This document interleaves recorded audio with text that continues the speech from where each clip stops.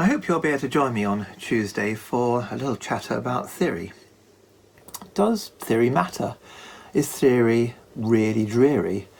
And where does it come from anyway?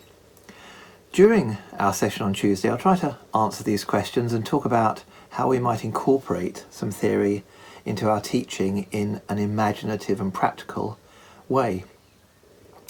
Many people divide music into three areas. There's the technical side of playing, the musical side, and the theoretical side. For most, it seems, the theoretical side is the least attractive, the least important, and the bit we spend the least time on. So on Tuesday, let's have a look, or rather a re-look at theory, what it might include, and whether there may be any future in using it to build a greater understanding, a deeper understanding of what we do. Maybe we even might find a bit of a fun aspect in it. By the way, do bring a pencil and notepad because there's going to be a quiz.